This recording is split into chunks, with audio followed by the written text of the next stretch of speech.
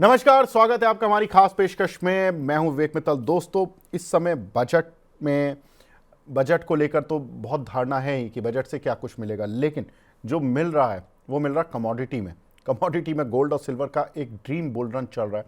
और इस bull run में लोगों ने पैसा कमाया भी, और पैसा कमाने वालों से ज़्यादा बड़ी संख्या है जो केवल देखते रह गए पूरे बुल रन को, और उस बुल रन में कमा नहीं पाए। फोमो है, कुछ लोग जल्दी निकल गए, उनको भी फोमो है। तो ये फीलिंग कैसे जाएगी, और साथ ही स्टॉक मार्केट में क्या ये फीलिंग वापस तो नहीं आएगी कभी? ऐसा ना हो कि स्टॉक मार्केट जो अभी निचली वैल्यू पर मिल रहे हैं आपको बहुत सारे शेयर, वहाँ पर फोमो तो क्रिएट नहीं हो जाएगा, वो भी बुल रन में तो नहीं चला जाएगा।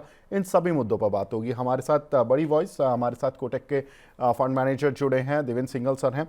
Devendra sir, hi, thank you so much for joining in. Thank you Vivek. नमस्कार आप सभी दर्शकों का। देवेंद्र सर, ये बताएं कि जो ये आपने एक बड़ा स्मार्ट मूव प्ले किया था अपने फंड में गोल्ड सिल्वर को लेकर, वो क्या मूव था, और कैसे आपने कमोडिटी साइकिल को प्ले किया, और अब क्या भविष्य देख रहे हैं कमोडिटी साइकिल का? विवेक जी, हमने पिछले साल मार्च अप्रैल में हमारा जो मल्टी एसेट एलोकेशन फंड है उसमें 10% वेट है हमारा कमोडिटीज का, पांच ओके। प्रतिशत सिल्वर का और 5% गोल्ड इस बेंचमार्क में है हमारे। तो हमारे पास 15% का गोल्ड का पोजीशन था और 4% 5% का चांदी की पोजीशन थी। तो हमने उसको उल्टा कर दिया था, चांदी में ओवरवेट चले गए और गोल्ड में न्यूट्रल वेट आ गए। तो ये एक बहुत ही लकी स्विच हो गया हमारे लिए। हालांकि गोल्ड और सिल्वर दोनों ही बहुत बड़ा है, बट जो सिल्वर ने मूव पकड़ी है वो तो कुछ दर्शनीय ही है, अब असंभव अप्रत्याशित। सर, तो अभी आपने प्रॉफिट बुक कर लिया अपनी पोजीशंस में, या अभी बने हुए हैं? देखिए विवेक जी, हम लोग का क्या है कि हम लोग को जैसे जैसे फंड आता है हम्म। तो हमको वो डिप्लॉय करना पड़ता है। तो अगर और हमारी एक लिमिट्स भी हैं, जैसे हम 25% के ऊपर कमोडिटीज के अंदर नहीं जा सकते। तो अगर मैंने अभी तक मेरी पोजीशंस को मेंटेन रखा होता तो वो तो 30-35% के ऊपर चली गई होती। तो हर लेवल पे हमको उसको मेंटेन भी करना पड़ता है, तो कॉन्टिन्यूसली प्रॉफिट बुकिंग हुई है वहां पे भी। ओके, ठीक है। सर, अब क्या आउटलुक है? अगर एक क्योंकि बहुत सारे इंडिविजुअल्स देश के ये जानना चाहते हैं फाइनली ये गोल्ड और सिल्वर रुकेंगे कहाँ। आपका एज एन कोटक एएमसी क्या व्यू है इस पर? कहाँ तक जाकर रुकने वाले हैं ये? सर, कहाँ तक जाकर रुकेंगे ये कहना तो बहुत ही मुश्किल है। हाँ। और अगर मैं सच्ची में कहूँ कि हमको क्या हमने ये सोच के लिया था कि चांदी 100 के पार हो जाएगी, बिल्कुल भी नहीं। क्या हाँ। हमने ये सोचा था सोना 5,000 के ऊपर चला जाएगा आउंस में? ये कहना बहुत ही it would be like fool, we would be foolish to call this. But हमारा व्यू ये है कि जब तक लोगों को लग रहा है, सॉवरेन बैंक्स को लग रहा है कि डॉलर के ऊपर विश्वास कम हो रहा है, ठीक है, तो और सॉवरेन सेंट्रल बैंक जो है वो सोना चांदी को खरीद रहे हैं, तो तब तक हम उस व्यू में उनके साथ है। अब ये 5,000 का कुछ एक्सपर्ट बोलते हैं 6,000 जाएगा, कोई बोलता है 10,000 जाएगा, कहना बहुत ही मुश्किल है। चांदी के अंदर उसके जो एक पहले तो वो एज अ एसेट भी यूज होती थी, स्टोर ऑफ वैल्यू यूज होती थी, पर 1980 के बाद वो स्टोर ऑफ वैल्यू भी और जो कोरिलेशन था गोल्ड के साथ वो बहुत कम हो गया था। बट अभी पिछले 5 सालों में जितनी चांदी की यूजेज बढ़ रही है इंडस्ट्री के साथ, उससे उसका जो डिमांड है, जो डिमांड सप्लाई है, वो काफी मिसमैच हो गया है। और हमने पिछले 5 साल के अंदर कोई 800 मिलियन आउंसेस ऑफ चांदी की जो सप्लाई है वो कम हुई है डिमांड से। तो उसके कारण भी काफी प्रेशर में था चांदी। तो उसका मुंह हमको देखने को मिला। सर, लोगों ने सोना चांदी की रैली को बहुत बड़े पार्ट में, मैं समझता हूँ दुनिया में ही 80% ऑफ द लोग जो इन्वेस्टर्स होंगे, 80 to 90% लोग, उन्होंने इस पूरी रैली को मिस किया और दूर से देखा है, केवल देखा है। जिनके पास सोना चांदी पड़ा था पुराना ओल्ड इन्वेंट्री का, वो उसको एंजॉय नहीं कर पा रहे क्योंकि उन्होंने नया कुछ नहीं लिया फॉर इन्वेस्टमेंट पर्पस। अब सवाल ये आता है कि स्टॉक मार्केट में भी, इंडियन स्टॉक मार्केट में 2024 से, सितंबर 2024 से जिस तरह का कार्नेज हमें देखने के लिए मिला, हम छोड़ देते सर इंडेक्स लेवल को क्योंकि इंडेक्स ने तो अलग ही मूव दिखाया, लेकिन जो मिड कैप स्मॉल कैप गिरे हैं, क्योंकि आप मल्टी एसेट एलोकेशन फंड में हैं, तो आप ज़्यादा बेहतर बता पाएंगे कि अब कहीं ऐसा तो नहीं कि अगले साल हम ये बात कर रहे हो कि लोगों ने मिड कैप स्मॉल कैप की भी रैली मिस कर दी, ये पोजीशन आ सकती है क्या?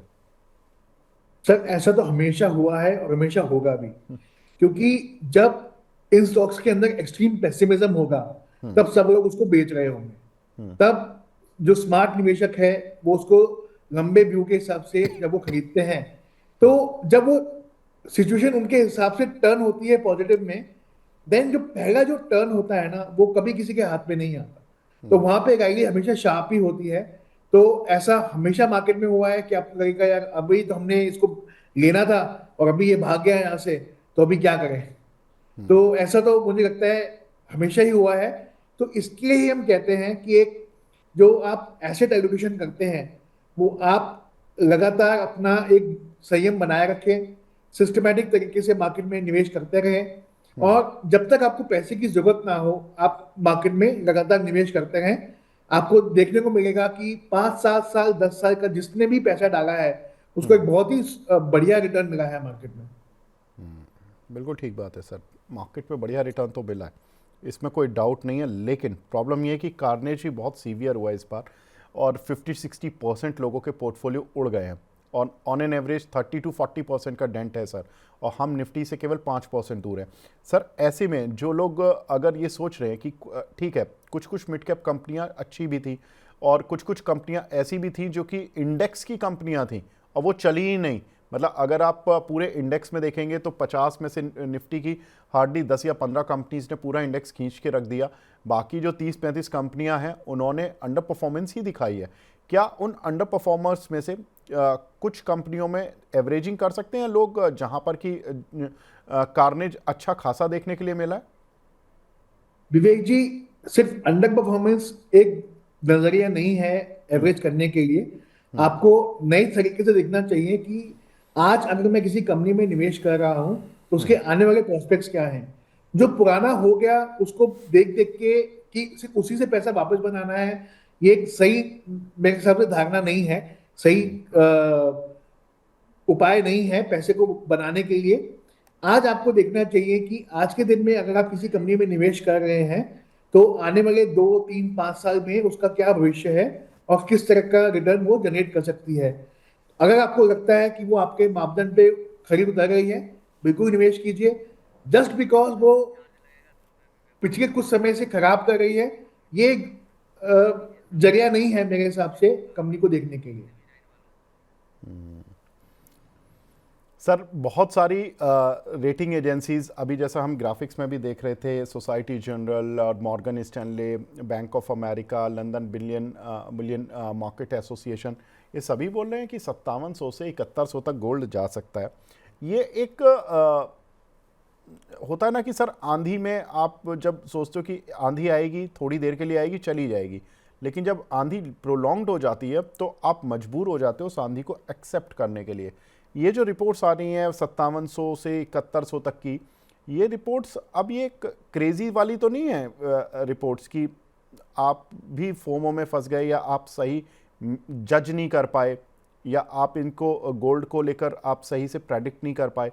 ये वो वाली रिपोर्ट्स हैं, या ये वो वाली रिपोर्ट्स हैं जो कि अब शायद पढ़ना शुरू किया, या अब कोई नए ट्रिगर्स उन्हें पता लगे जो कि इंटरनेशनल मार्केट में इस समय चल रहे हैं?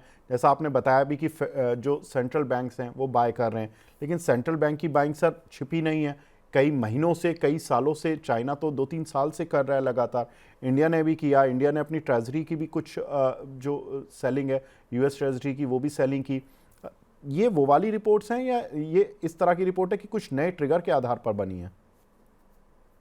विवेक जी, जैसा हम पहले भी बात कर रहे थे, जब हम कमोडिटीज की बात करते हैं तो थोड़ा सा भी डिमांड सप्लाई का मिसमैच अगर होता है ना किसी कमोडिटी में, तो जो मूव्स होती हैं वो बहुत बड़ी मूव्स होती हैं, वो छोटी मूव्स नहीं होती। हमने कच्चे तेल में देखा था, एक बार वो नेगेटिव आ गया था, कहाँ वो $120 पे ट्रेड करता था, कहाँ एक टाइम पे वो नेगेटिव आ गया। ठीक है, ठीक है। अभी जो हाल फिलहाल में हमने ये सोना चांदी की कीमतों में उछाल देखा है, तो जरा सा भी सेंटिमेंट चेंज होता है तो जो डेल्टा होता है ना इन कमोडिटीज का वो बहुत ज्यादा रहता है। हमने एग्री कमोडिटीज के अंदर भी देखा। इनफैक्ट पिछले हफ्ते अमेरिका के अंदर जो गैस की कीमतें हैं वो डबल हो गई एक हफ्ते के अंदर।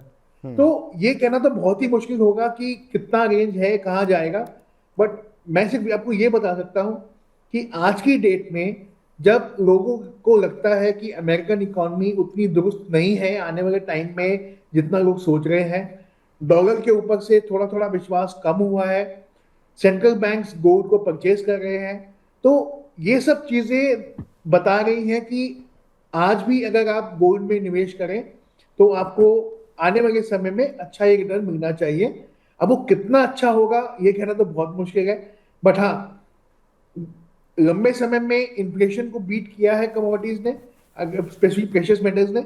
आई थिंक वो कायम हो सकता है। Back to the stock market sir again, stock market में सर अभी कौन सी ऐसी पॉकेट्स हैं जो आपको लग रहा है कि हाँ ये ठीक हैं, यहाँ पर इन्वेस्ट कर सकते हैं, या आपको कौन सी ऐसी एसेट क्लास है अपार्ट फ्रॉम स्टॉक मार्केट, जो वैसे दो क्वेश्चन हो गए सर लेकिन मैं दोनों एक साथ पूछ रहा हूँ, कौन सी ऐसी एसेट क्लास है जो कि आपको लगता है कि हाँ ये ठीक है अब ये चलेगी? तो सबसे पहले एसेट क्लास के ऊपर आते हैं। तो जैसे हम मल्टी एसेट के अंदर तीन एसेट क्लास में पैसा निवेश करते हैं, इक्विटीज के अंदर, डेट के अंदर और कमोडिटीज के अंदर। बिल्कुल। तो इन तीनों में हमको लगता है अभी भी कमोडिटीज शायद आपको बेहतर रिटर्न दे पाए ओके। बख्शिश इक्विटी एंड डेट के। ठीक है, ठीक है। तो ये तो हुई पहली। दूसरा, हम अगर इक्विटी के ऊपर आए तो देखिए, ऐसा कोई भी बाजार नहीं है जहां पे, या ऐसा कोई भी टाइम नहीं होता जब आपको कुछ चुनिंदा शेयर्स नहीं मिलते, जब आपको वो साल भर में पैसा बना दे किसी भी मार्केट कंडीशन में। अगर अच्छा मार्केट कंडीशन होगा तो ज्यादा पैसा बनता है, खराब मार्केट कंडीशन होगा तो थोड़ा कम पैसा बनता है। बट हमारे हिसाब से ये एक स्टॉक पिकर्स मार्केट है जहां पे आपको एक्चुअली मेहनत करके स्टॉक्स निकालने हैं, अच्छी रिसर्च करके आपको वो चुनिंदा शेयर्स को उनको निकालना है, पसंद सिलेक्ट करना है और उनके अंदर निवेश करना है। तो हमको लगता है कि आज भी जो 750 स्टॉक्स हैं, एक जो 750 टॉप के मार्केट के पे स्टॉक्स हैं, उसके अंदर बहुत सारे स्टॉक्स अवेलेबल हैं जहां पे आपको अभी भी साल 2 साल 3 साल के अंदर आपका पैसा यहाँ से डबल डिजिट रिटर्न दे सकता है। तो आप लंबे समय का व्यू रख के अगर आप उनको देखते हैं तो आई थिंक निश्चय ही मार्केट में अपॉर्चुनिटीज बहुत है। वो लार्ज कैप में भी है, मिड कैप में भी है, स्मॉल कैप में भी है। हाँ, लार्ज कैप में ज्यादा है, मिड कैप में थोड़ी कम है, स्मॉल कैप में और थोड़ी कम है। सर बहुत सारे लोग ये बोल रहे हैं कि जो रीसेंट कार्नेज आया था उसके पीछे एक फैक्टर रिस्पॉन्सिबल था, वो था एमटीएफ बुक का बढ़ना। ये एमटीएफ बुक का बढ़ना, क्या ये इस बार का प्रेशर पॉइंट बना या कुछ और भी प्रेशर पॉइंट थे? विवेक जी, मेरा इसमें बहुत ज्यादा एनालिसिस नहीं है, बट जो भी हमको पता है उसमें जो ते मार्जिन हैं वो काफी दुरुस्त हैं इस टाइम एक्सचेंजेस के, कंपनीज के मार्जिन ट्रेडिंग फंडिंग के अगेंस्ट में। तो हमको ऐसा लगता तो नहीं है कि ये सिर्फ मार्जिन ट्रेडिंग फंडिंग के कारण है। सी, डेफिनेटली बाजार में जो कोविड के बाद एक रैली आई थी, जो आपने सही कहा सितंबर 2024 तक चली, उसमें कुछ कुछ स्टॉक्स 2 से 10 गुना भी हुए, कुछ कुछ ज्यादा भी हुए। तो जो अर्निंग्स ग्रोथ थी वो तो हुई, बट साथ में मल्टीपल एक्सपेंशन जो हुआ था वो बहुत ज्यादा हुआ। अब एक टाइम आया है जहां पे मल्टीपल करेक्ट हो रहे हैं, बट अगर साथ में अर्निंग्स की विजिबिलिटी भी कम हो रही है तो वहां पे मल्टीपल करेक्शन ज्यादा होती है। तो इसी के कारण पिटाई भी ज्यादा हुई है। तो जैसा मैंने कहा, इंडिया एक ग्रोथ मार्केट है। यहाँ पे आपको अगर स्टॉक्स में अर्निंग्स को दिख रहा है, वहीं पे लोग निवेश कर रहे हैं। और 3 से 5 साल के व्यू के हिसाब से अगर आप देखें तो हमको लगता है अभी भी मार्केट में बहुत अपॉर्चुनिटीज हैं। फिर मैं कहता हूँ लार्ज कैप में ज्यादा अपॉर्चुनिटीज है, मिड कैप में थोड़ी कम है, स्मॉल कैप में और थोड़ी कम है। बिल्कुल ठीक है सर। लास्ट क्वेश्चन, आपने बोला कि इस बार कमोडिटी में अगर आप 3 एसेट क्लास में से चुनोगे तो सबसे अच्छी अभी भी आपको कमोडिटी ही लग रही है, equity versus debt versus commodity. Commodity में अब कौन सी वाली?